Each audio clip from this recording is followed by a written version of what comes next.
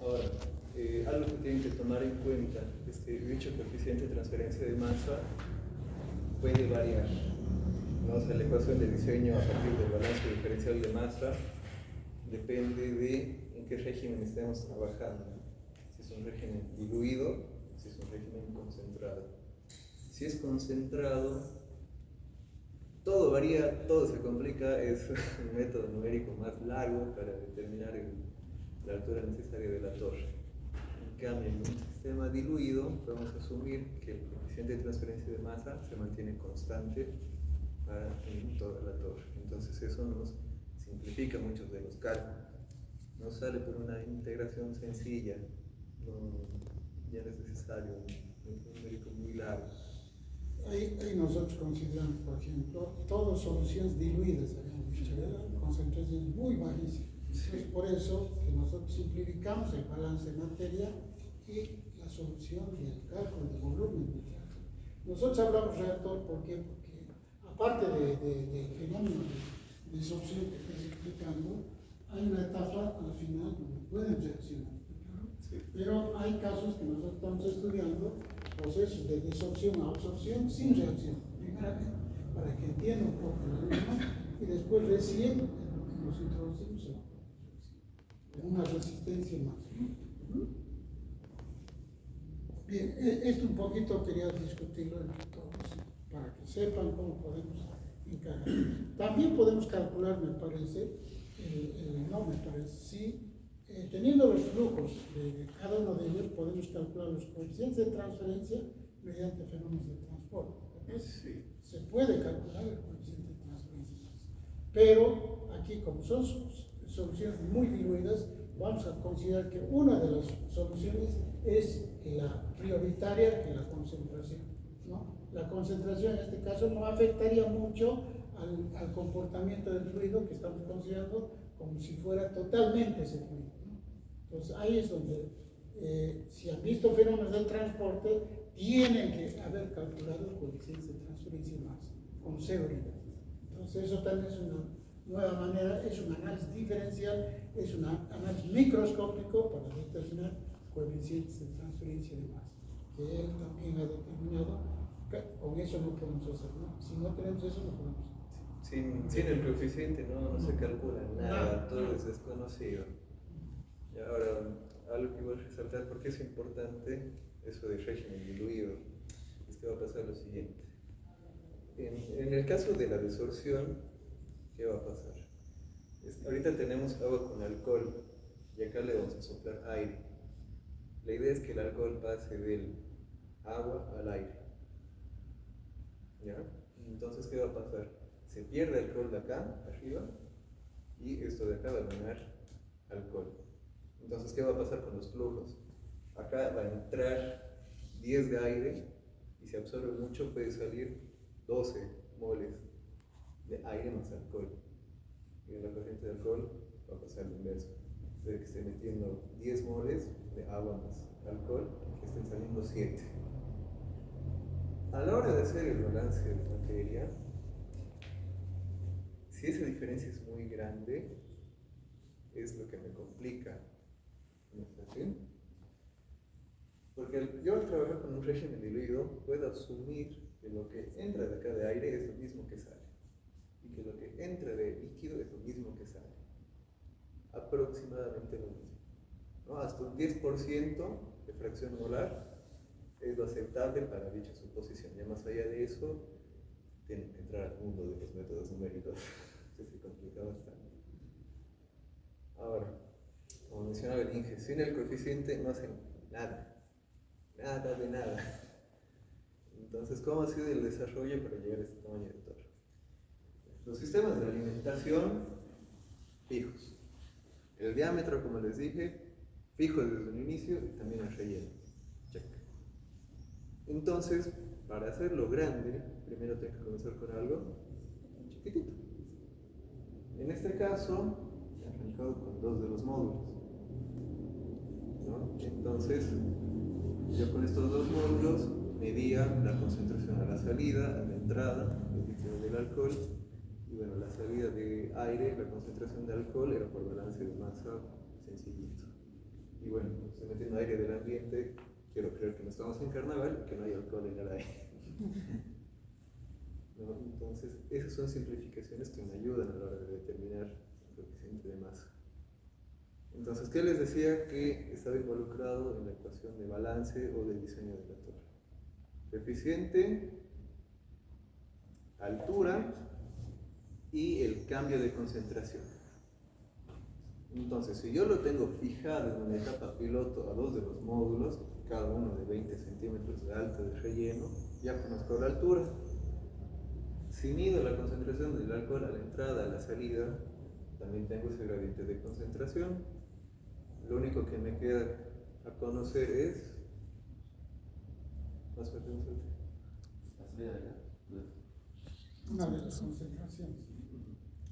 Ah, ya, bueno, eso es una muy buena observación. En el balance, ustedes pueden hacer referencia, o lo pueden enfocar, por así decirlo, en el líquido o en el gas.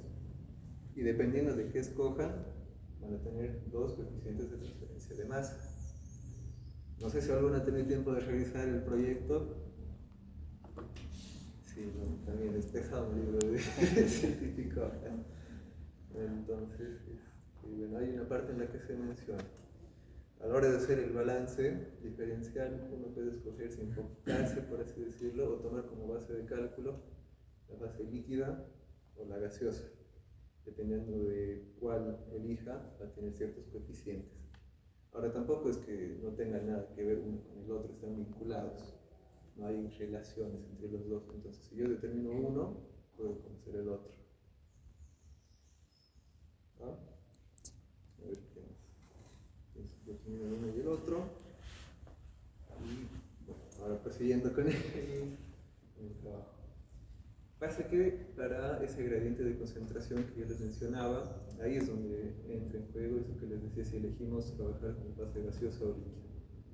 Yo trabajo con la líquida.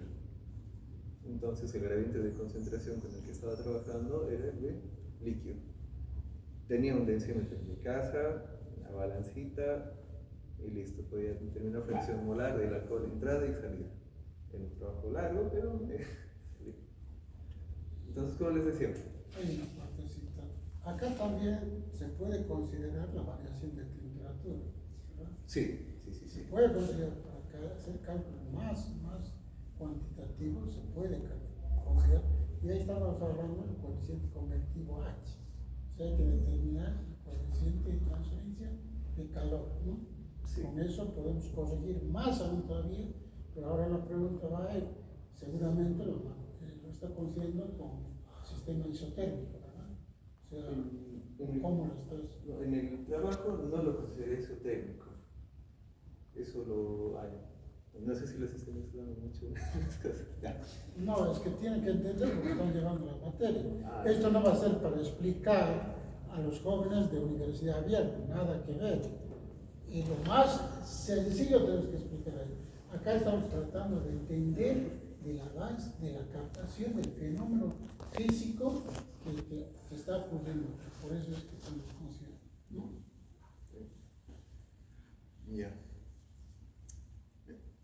Entonces, como les decía, necesitamos tres elementos: altura de relleno, coeficiente de transferencia y un gradiente de temperatura medio logarítmico. ¿Ya? Pensaba que era para la abierta, pues estaba tratando de mantenerlo más tranquilo. Pero bueno, entonces con medias logarítmicas lo entienden, ¿no? Ya lo han visto en OP1 y intergenerales. Ya. Pues lo que necesitamos es la diferencia media logarítmica de las fracciones molares en el líquido, entre entrada y salida. ¿Ya? Ese es uno de los términos que necesitamos. Entonces, por eso es que les decía que medía a la entrada y a la salida. Ahora, ¿qué es lo que me da este gradiente como tal? Yo me tengo que armar mi curva XY. X del líquido y Y del gas. ¿Se acuerdan, no? De físico-química. Ya. Yo necesito dos curvas. Una curva de equilibrio y una curva de operación. La diferencia que hay entre esas dos es lo que me da la fuerza impulsora para el proceso de absorción. ¿Qué les digo? Si la curva de absorción, si la curva de equilibrio es altísima, la curva de operación queda baja, tengo mucho potencial para el proceso. Eso me da mayor capacidad de que yo pueda desolver. Sin embargo, tampoco es que sea negro o blanco. Si la curva de equilibrio es muy alta, pero mi curva de operación es chiquitita, o sea, yo termino acá.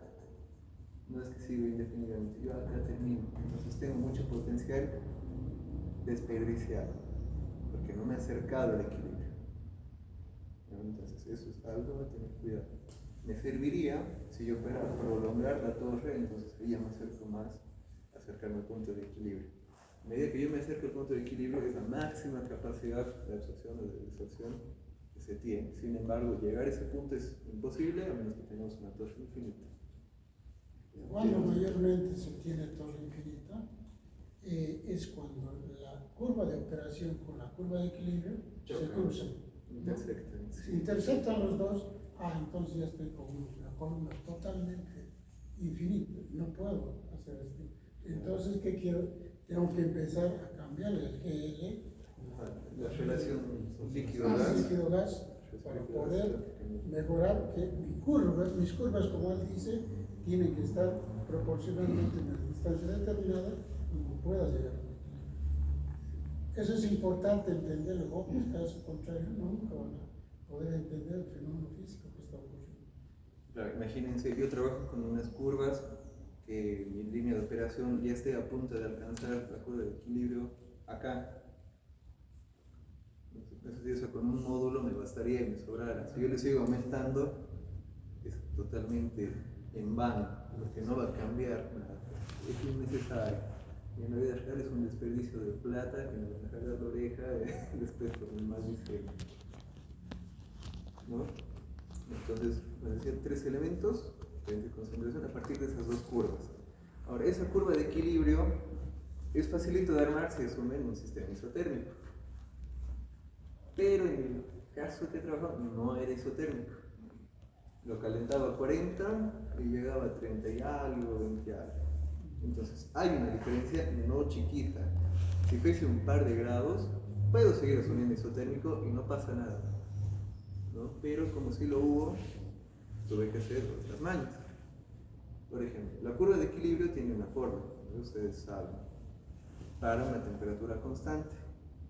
Como yo no tenía ese caso, tenía que armarme los puntos de cada uno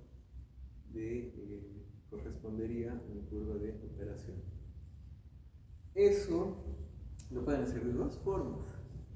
Experimental, si tienen mucho tiempo libre, y si en el fondo se odia, porque es hacer un montón de experimentos una y otra vez.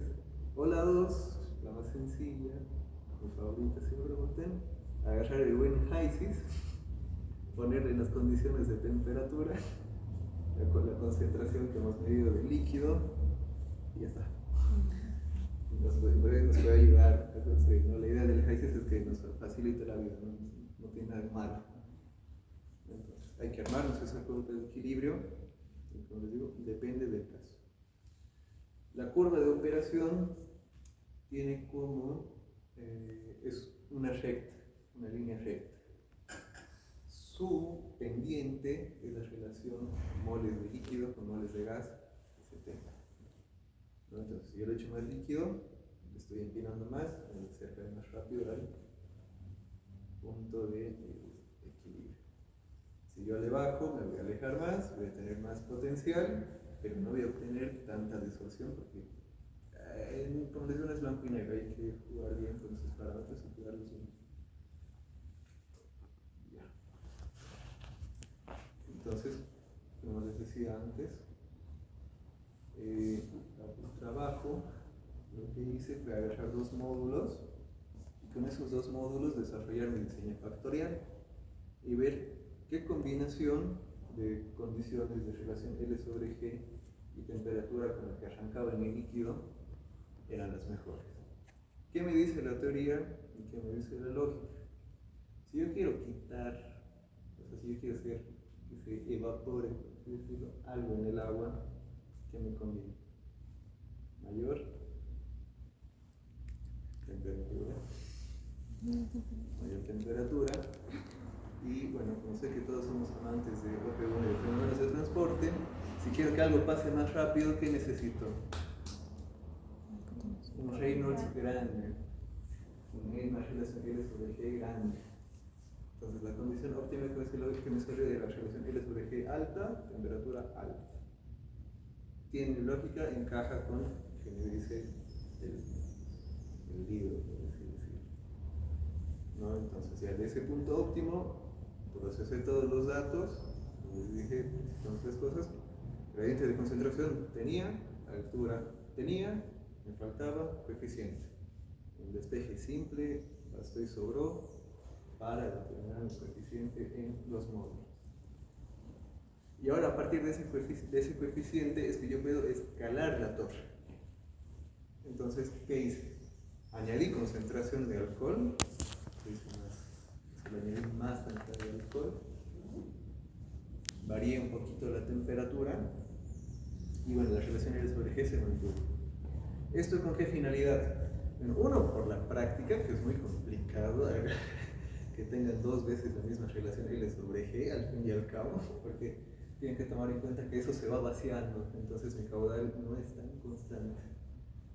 Y dos, que la bomba igual fluctúa la presión, entonces el caudal no es tan constante, entonces hay un pequeño margen. Hay una pequeña interpretación. ¿Por qué cree que cambia la presión? O sea, cambia el flujo, ¿debido a qué cambiará?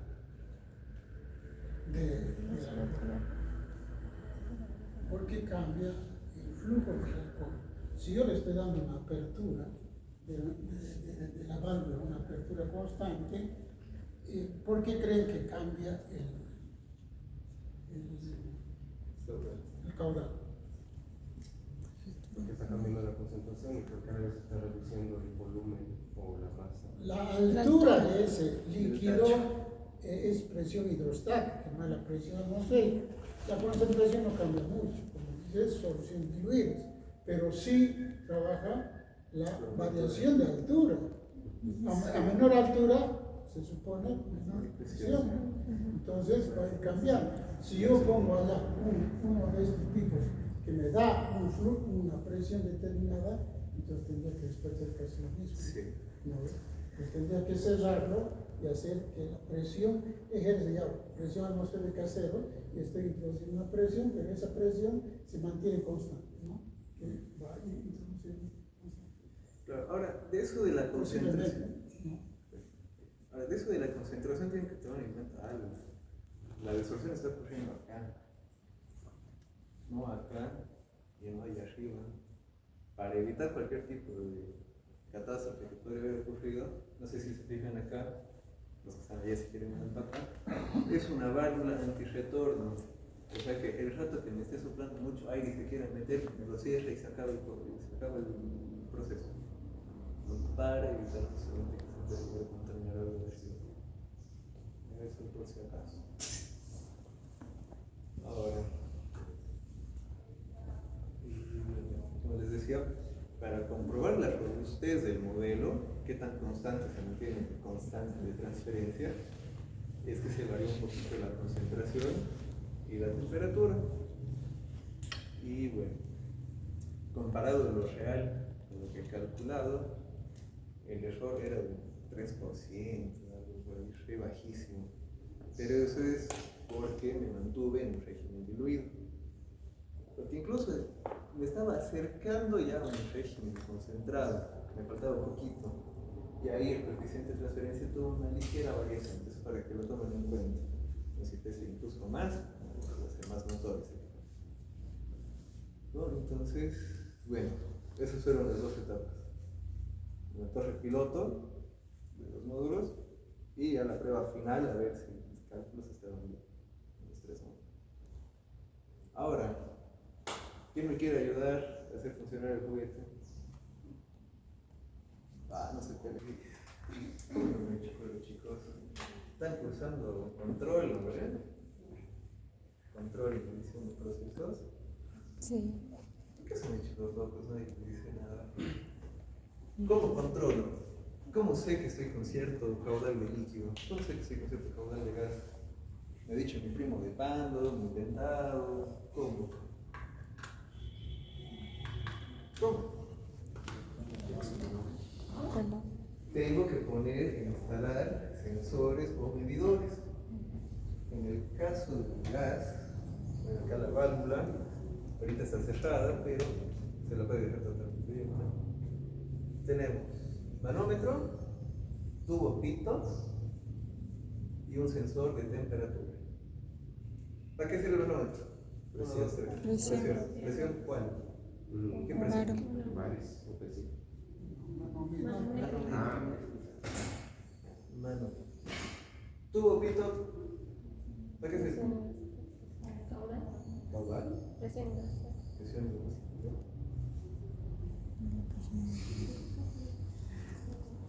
Ya. Si fuese líquido, podría medirme el caudal. Pero, ¿para qué sirve el tubo pito? Es así un codo acá, y eso acá. Es un medidor diferencial de presión, por ahí, pero ¿qué puedo saber de eso? ¿Para qué me sirve? Para determinar la velocidad en la que está yendo el fluido que pasa por el tubo. Ya el tubo pito como tal es solo para la velocidad del fluido. En este caso, como es un tubo de diámetro conocido, velocidad área, tengo el caudal. Y bueno, el sensor de temperatura, que no está temperatura. Y también tiene por humedad. Está trabajando lo que es Bernoulli con ecuación de continuidad, ¿no? Sí, ecuación de Bernoulli. Ahora, por parte del líquido, es más complicado. En principio era más complicado. ¿Cómo mido caudal del líquido? Ideas. Alguno me va a decir, un nombre muy clásico, cubetita y cronómetro. Era una idea que planteaba cubetita y cronómetro para no complicarme mucho. Partan de la ecuación de caudal, ¿no? Ah, es la definición. Entonces, bueno, acá que se eligió este bichito de acá. No lo vendaría porque está escondido. Este librito de acá. Esto es un caudalímetro de Arduino. Como es de Arduino, es accesible, así que si alguien lo rompe, no sale más de 1000 pesos. Y se puede programar, ¿no? Ya. Ahora, hemos establecido que tenemos nuestros controles, en este caso para ingreso de líquido y de gas. ¿Qué más nos falta para controlar? Las concentraciones. Es decir, cómo sé que está ingresando y saliendo lo que yo digo. No me puedo inventar. Hacer plagio o falsificar datos es una tesis de delito y me pueden botar de la voz. Así que de algún lado tenía que sacar. Para el líquido, como les decía, es facilito. Densímetro, o bueno, un alcoholímetro, perdón, para determinar el porcentaje volumen, y medición de densidad con una balancita y una probetita o un recipiente de volumen conocido. Con esos dos datos se puede conocer la fracción molar del líquido de entrada y de salida. En el caso del gas está facilito, como les decía, a la entrada quiero asumir que en el aire no hay alcohol, puede que tengamos ceniza pero no alcohol, entonces cero, se parte de cero. Y a la salida, por balance de materia. Todo conocido, todo querido. Ahora, este juguete opera con Arduino. ¿Quién escuchó algo de Arduino? Nadie. Programación. ¿Programación de qué? El sistema de control. El Arduino es un software que, bueno, yo lo he usado para esto, pero hay otros proyectos bien interesantes. Hay unos chicos que hacen robots, chicos que hacen alimentadores automáticos para perros y todo. Entonces, es bastante versátil y sobre todo gratis. Gratis, accesible a todos. Entonces, no hay la excusa de que no, que el programa es un programa ruso de hace 20 años, que nos lo venden a $12,000 y que por eso no podemos usar la torre, etc. Ay, chicos, está ahí en internet gratis y hasta el código está en foros, tampoco es que tienen que inventar la pólvora para hacer arrancar. Ahora, los que quieran ver, vengan para acá. Les voy a decir el sensor.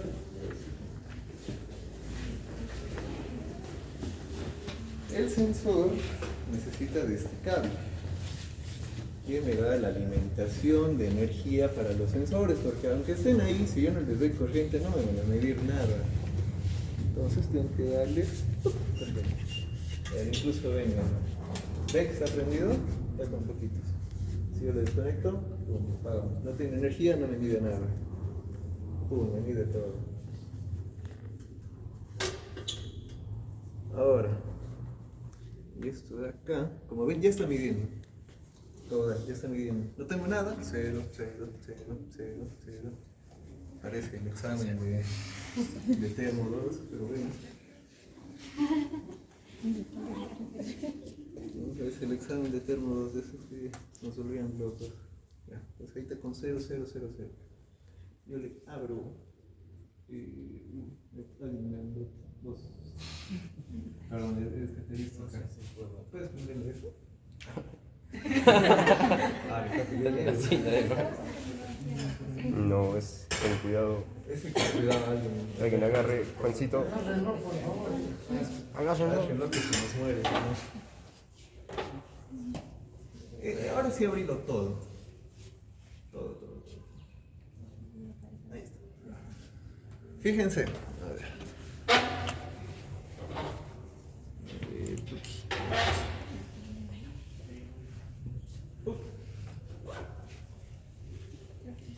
3,564, 2,836, 2,4, 2,317 y ahorita va a comenzar a bajar. ¿Por qué baja tan lento? Por la pérdida de carga, chicos. No es con ustedes sin pérdida de carga. Está midiendo, ¿no ven? Ahora no despresionemos el alcohol porque si no nos alcanza para lo demás. Hay que ahorrar. Pero como ven, se arma. La ventaja del Arduino es que ustedes lo pueden modificar a su antojo. Ahorita, ¿cada cuánto me está midiendo? Me está midiendo cada 2.5 segundos. Aquí está, 2500 milisegundos. Yo eso si quisiera que sea más rapidito le puedo poner cada 1000, o sea, cada segundo. O cada 500 milisegundos. Entonces va a ser tic, tic, tic, tic, tic, tic. Los datos estos me sirven ¿para qué? Para armar un historial, ver cómo ha ido variando mi caudal.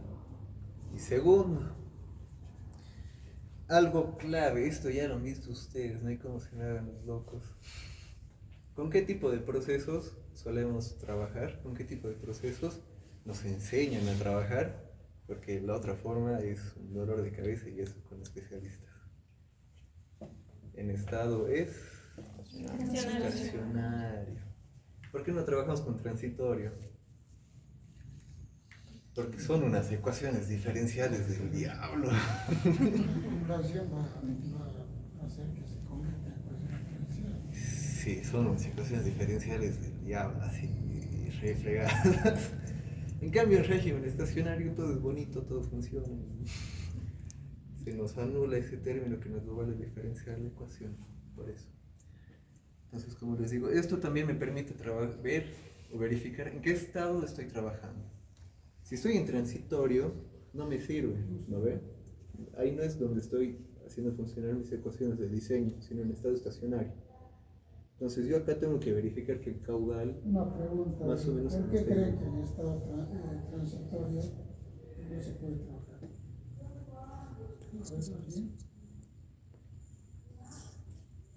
Escuchamos. ¿Quién más? Toda etapa de transición es compleja o no es compleja. Entonces están mezclados dos tipos de comportamiento. Y al tener dos tipos de comportamiento no defines qué tipo de ecuaciones voy a usar. Es un comportamiento A o un comportamiento B. Entonces las transiciones tienen que estabilizarse o van a la izquierda o van a la derecha, ¿no? O son laminares o son turbulentos si fueran flujos, por decir, ¿no? Entonces es muy importante conocer ese concepto que la transición siempre es compleja, ¿no? Es muy compleja. Aparte, ¿qué más? Cuando yo estoy trabajando en estado transitorio, la concentración de salida cambia, no se mantiene constante como en estado estacionario. ¿Eso qué quiere decir? Que si yo saco muestra en un estado transitorio a los 3 segundos, y luego a los 5 segundos, y luego a los 8 segundos, todo me va a cambiar. En cambio, si ya me he esperado que entre en estado estacionario, lo puedo medir a los, póngale 30 segundos, 40 segundos, 1 minuto, 2 horas, 3 horas, menos si me alcanzara el tacho, ¿no? Puedo medir el rato que quiera, va a ser constante. Es por eso que es importante llegar a ese estado. Ahora, como les decía, acá estamos viendo el caudal y también por acá está el sensor de aire. Yo eso lo puedo hacer arrancar. Ahí está cargando, espera un cacho. Para la universidad abierta no vamos a usar Nada. el software porque tendrían que practicar bastante como se hace en Santiago, pero solamente es una explicación más simplificada, ¿no? Ay, que somos, era el otro botón, perdón. Era el otro botón, perdón. Ya. Ahora, este sensor de temperatura me mide dos cosas: temperatura y humedad. Temperatura en grados centígrados, para los que son amantes del sistema internacional, y para los que tienen su tío en Estados Unidos, también en grados Fahrenheit. ¿Ya? Y el porcentaje de humedad. El porcentaje de humedad en la resolución se puede ignorar, pero puede que en algún caso, por ejemplo, cuando esté por llover y ahí ya sea muy alto, ahí sí que me afecte, no dependiendo del proceso, por eso es que tiene ambas opciones. Un detalle, algo que creo que en ningún beca trabajo, yo a ellos les he contado que me acuerde, pero no sé si ellos se irán recordando, así que les digo a ustedes, pues si alguno quiere continuar en beca trabajo, este sensor de acá se friega rapidísimo, que tampoco tan rápido, pero es susceptible a que no me llegue una medición correcta. ¿Por qué? El sensor, como pueden ver acá, es con unos pincitos. Entonces acá yo tengo el sensor de aire con unos pincitos. Si yo le soplo mucho o muy fuerte, ¿qué va a pasar? Es así un cable, imagínense mi mano es un cuadrado, es el sensor, y bueno, toda esa parte que sea el cable que está ahí. Si yo le soplo mucho, va a ser esto. Si hace demasiado, va a ser... ¿Ya? Otra cosa que también puede pasar es que si entra con mucha humedad, se puede oxidar las entradas de los pincitos, entonces tampoco me va a leer. Entonces, de vez en cuando, esto se puede desarmar, está cerca de una unión universal, se desarma, lo sacan y lo pueden reparar o darle mantenimiento. No ocurre muy seguido, pero sí es que lo más propenso a pasar. Ya, ahora, como pueden ver, la temperatura 26,7, ya, entonces podemos agarrar esa temperatura para el aire. ¿Por qué es importante medir la temperatura del aire? Porque a mí lo que me interesa es flujo molar, no caudal, flujo molar. Entonces, tengo temperatura, tengo velocidad o caudal, tengo presión. ¿Qué les suena? Pavo ratón si trabajo con un gas ideal, que ha sido el caso porque es baja presión y alta temperatura. Pavo ratón y ya conozco el flujo molar. Si se llegara a complicar, bueno, sacan sus tablas de factor de compresibilidad y también la hacen. Ya. Ahora sí, ¿quién va a ser mi ayuco? Flaco, prendeme la bomba. Bueno, el compresor. Chale. No está con aire. Ya, Es una entonces, ya con su busca el botón de on. Ah, ya, es una muy buena pregunta. ¿Cada cuánto se cambia o se tiene que verificar el sensor de aire? Y la verdad es que he buscado en el foro a alguien que lo haya trabajado más. Como les digo, es algo libre, no tienen que encontrar el botón del programación. Si no llegara a haber una señal, o sea, si acá el Arduino no llega a recibir una señal de temperatura, que está aflojado, no está viendo bien, le sale un mensaje. Error, observe el sensor de TH11, se llama. Le sale. No tiene que ir diferentes. No, no toques eso. Directo me parece que es como el chip y después tiene interruptor. O sea, abrirle. ¿Cuál? ¿Está? Pero no está conectado, está conectado. ¿Está conectado? Ya está conectado. Fíjate qué es lo que está haciendo. Ahí está suelto la esquinita. Este digo que no está conectado. A ver, ¿No? nada que ver, o sea, ya está, Ah, fíjate ya está que, aquí. que Este ya está. ya.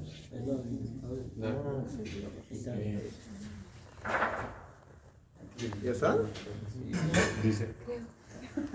Di- Por si acaso se van a dar cuenta porque comienza a silbar ahí. Ya está, comienza a silbar un poquitito.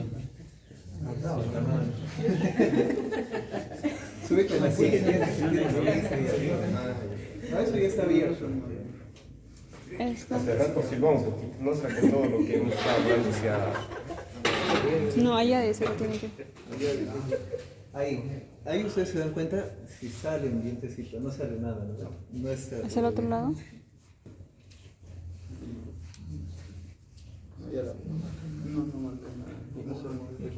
Ajá, hacia el otro lado. ¿Cómo hace para salir? Enchufarle, desenchufarle, porque es directo, pero este está abierto ya. Tendría que tranquilamente ya salir. Ya cargado hace rato, ha parado automáticamente. Este, ahí, dígame. Utilizar por cualquier otra cosa. Pero aquí está la salida. Botón poquito de ahí. Ahí, apertura. Tendría que regular nada más. Sí, pero no se mueve nada, como si no tuviera presión. No sabe Con bien, eso, eso allá tiene que salir, ¿no? Che, pero esto medio que se sale y no sabe como pasar un poquito y fácil, girar más. Ahí está cerrado. Ahí está bien.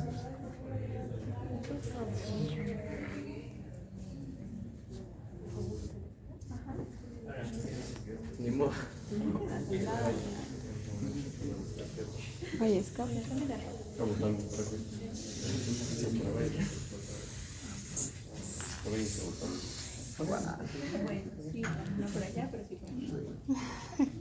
No se tiene que sentir una brisita. Ahí está abierto, pero tendría que estar entrando. No hay otra llave fuera de esta, ¿no? Está abierto, esto está abierto. Esto no está abierto. De abajo, no. Nariño, ¿no? Cerrado, sí. Pero no hay nada salir.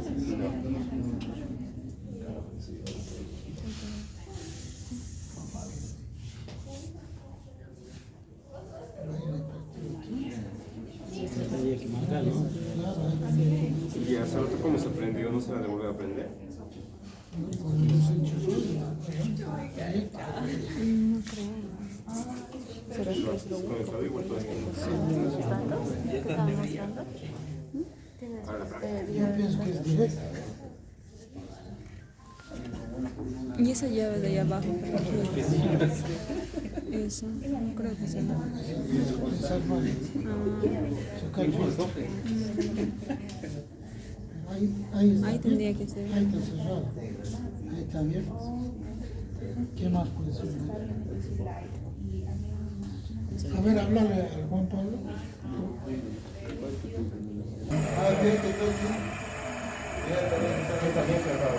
Tiene que haber un burbujeo constante. No me sirve que esté a medias, tiene que ser así constante, tiene que estar uniforme aparte. Eso se van a dar cuenta. Hay algunos casos. A ver, hace rato dejaron por ejemplo. Si yo solo veo que burbujea en un solo lado, falta. O sea, no he llegado hasta estacionar. Tiene que estar en todo. O sea, toda la torre se tiene que ver así. Los 3 niveles. O con los que vayan a trabajar. Ahí el ruido ese de fondo es la compresora con la que estaba trabajando para mantener una presión constante, que mantenía la llave abierta, pero también le prendía, cosa que así no pierdo presión. O sea, la bomba va a chupar aire y va a ir botando. Entonces mantengo la presión constante, más o menos constante. Porque, a ver, no sé si acá lo tengo, creo que no.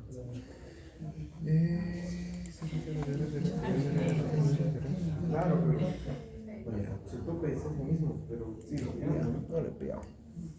Ahora, si alguien se acuerda,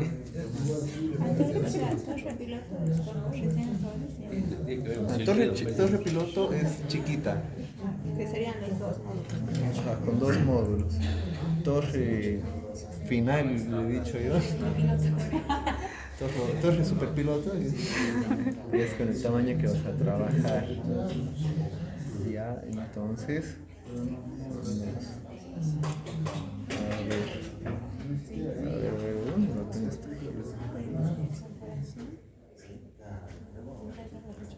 ¿Cuánto gastaste en tu tesis? Para ver si ahora. Incluyendo mi mano de obra, que ha sido totalmente generosa, porque me ha puesto algo de 5,000 pesos. 16. Sí, pero eso es con muchas pinzas, porque pónganle, ahí he tomado en cuenta que, por ejemplo, este no es el primero que he hecho. He hecho otros que han ido descartándose. ¿Qué más? Estos vidrios. A eso sí también les tengo una sugerencia. Esto de acá pueden desarmarlo, pero tengan cuidado. Porque este vidrio, así como lo ven todo bonito, se jode y se rompe a la mínima caída. Toca el piso y se parte la mitad. Cada vidrio son 300 pesos. Ahí también es donde se me dio buena parte del presupuesto. Como estaba probando, haciendo pruebas de presión, etcétera, se me reventaron como 10 vidrios. Entonces ahí también va una parte fuerte del gasto. Como tal, el cuerpo es el PVC, no es tan caro. De hecho, que las canitas sean que ayudan en el proceso. Sí, eso no les he contado. Ya. Sí, la idea del relleno es mejorar la superficie de contacto entre el líquido y el gas. Yo podría hacerlo vacío, igual voy a tener distorsión, pero muy chiquito. Entonces, la idea del relleno es mejorar eso, contacto. Pueden ser canicas, pueden ser piedras, pueden ser tubo picado, puede ser lo que su imaginación les dé, puede ser un relleno. Entonces, un tema de tesis, por ejemplo, es que como ya está armada la torre, alguien podría decir, che, yo quiero probar otro relleno. Y puede ser igual, distorsión de alcohol, comparando el relleno de canicas y otro que sea, no sé, algo que se haya inventado, un tubo de PVC picado o algo por el estilo, y es. O sea, la idea de esto es que dé pie a muchos trabajos, que dé pie a investigación, para el que quiera sacar el provecho, ¿no? Tampoco los puedo obligar a decir que tiene, el que quiera, metale. Parece que no está. Mira, si parece. Ya hay. Ajá, o eso por el calor. ¿Listo? Ya está, ¿no? Por el calor. Es por Ahí el arriba calor. se tiene que sentir. ¿Dónde también? Porque no se está moviendo no, okay. No es como tampoco. Más grande. No sean malos, chicos.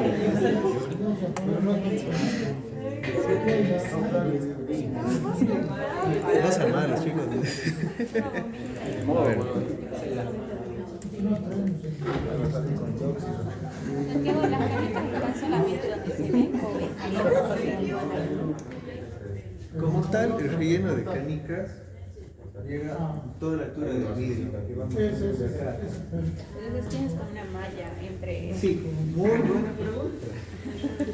¿En qué se aguanta el relleno? No está apoyado ahí mágicamente o levitando porque le aplico la fuerza y listo. Tiene un soporte, como dices, muy buena observación.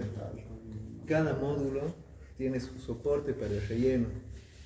Dicho soporte tiene que ser lo suficientemente robusto como para aguantar el peso de las canicas, pero tampoco tiene que obstruir mucho el flujo, porque si no mi pérdida de carga va a ser muy grande. Entonces, ¿qué he agarrado? Una lámina de inox para que aguante de los dos lados. Inox, me jugaba con una tijera de fierro ahí, de forma de circulito, una pulidita molada y comenzar a perforar con... No. Taladro. Un taladro y trabajito. Entonces cada uno tiene su soporte para resistir el relleno. Muy buena observación. Ahora, como me decían que tienen que ver un poco de cómo se calcula la torre, ya que todavía no está dando la bomba, lamentablemente, les muestro acá un poco de cómo ha ido la cosa, para que no los pillen en curva cuando les pregunten o cuando tengan el examen o algo por el estilo. Vengan acá si quieren, si hay campo. O los de acá les chismean igual. Pasamos el video. Pasen video, exacto, pasen link. Ya. Acá es toda una sección que es diseño de la torre rellena. Sé que ya tienen el PDF, así que si no les queda muy claro, sección 3.3, sección 3.3, para que la vean con más calma.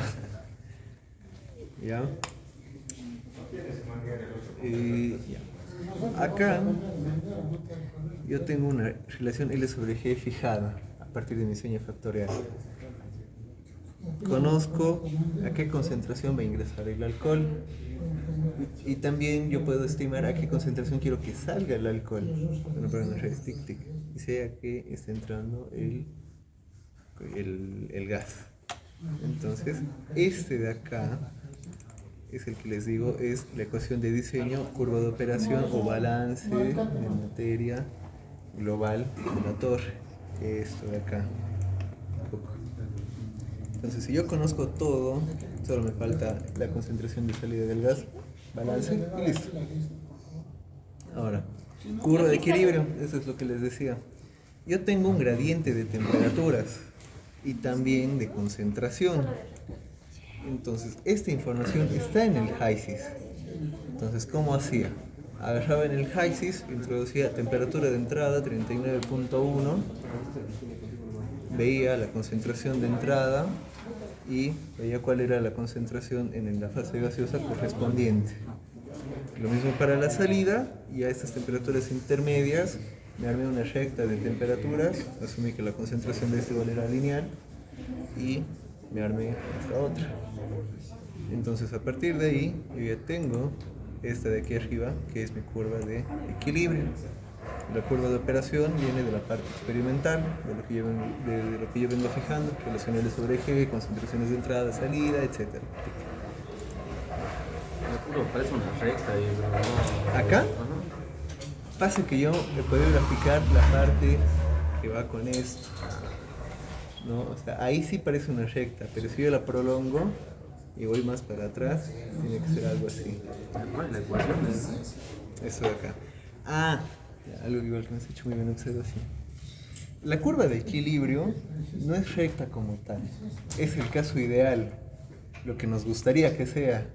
No sé si se acuerdan de la buena ley de Henry o la buena ley de Raoult. Esa es la curva de equilibrio. Si se acuerdan, era Y igual a M por X. Por eso es que parece una recta. Te conviene que parezca una recta. Obviamente si le sigues, ya se hace así unas cosas medio raras y todo, como lo que ven en destilación. Pero en este caso nos conviene que sea una recta porque es más fácil de trabajar. Porque a ver, si yo esto lo quisiera prolongar, ¿qué me es más fácil? Asumir que esto igual va a continuar lineal o que me va a hacer así una cosa rara, lineal. ¿Ya? Entonces, yo con esto, una vez armado, ya tengo mi gradiente de concentraciones medio logarítmico, lo puedo calcular. La altura de la torre la tengo fijada. el diámetro o área interna la tengo fijada. El tamaño del relleno también lo tengo fijada. ¿Qué criterio he tomado para elegir este tamaño de canicas? Porque no es solo hay ese tamaño, ¿no? Hay canicas gigantes. Y es porque yo a la hora de operar la torre necesito evitar lo que se llama canalización. ¿Qué es eso? Que el agua, listo, se tiene que esparcir por todo el relleno, es la idea. La canalización es que en vez de esparcirse va por un solo canalcito, un solo río, por así decirlo. ¿Cuál es la desventaja de eso? Que coloca relleno al pedo. O sea, si solo va a pasar por una cierta parte del relleno, colocaba eso y me ahorraba el resto del trabajito. ¿Afectan algo la fibrosis, la geometría de los penetrados? Claro, Sí, en la superficie. afecta. Como les mencionaba en un inicio, la idea del relleno es que me dé mucha área para la transferencia, ocupando el menor volumen posible. Porque si ocupa mucho espacio, me obstruye el flujo de los fluidos y eso se traduce en mayor pérdida de carga. ¿Ya? Entonces, hay esa proporción área-volumen. Hay rellenos mejores, mucho mejores que las canicas. Como les digo, eso ha sido algo arbitrario porque era algo a lo que tenía acceso y que me era más fácil y rápido de conseguir. Porque para jugarme a hacer el relleno, o sea, ustedes lo pueden hacer de vidrio, no tengo los dotes de un vidriero, no puedo hacerlo. Puedo hacerlo de cerámico, tampoco soy medio chaleco con las manos, tampoco voy a hacer muy bonito. Y puedo hacerlo de acero. Bueno, eso ya es mucho más caro, así, tampoco. ¿No? Pero puede ser muy buena observación. El relleno te afecta y bastante. O sea, un trabajo de optimización de esto puede ser cambiar el relleno, aumentar un módulo, poner recirculación, en lugar de que sea un tacho y que se me vaya bajando el caudal, lo pongo en un tacho aquí abajo y le pongo una bomba. Hay mucho trabajo que pueden hacer con esto, chicos, no se desanimen. Pero repito, es el que quiera, no podría decir, no, Mauri, tienes que hacer esta cara. Ya funcionó. Ya.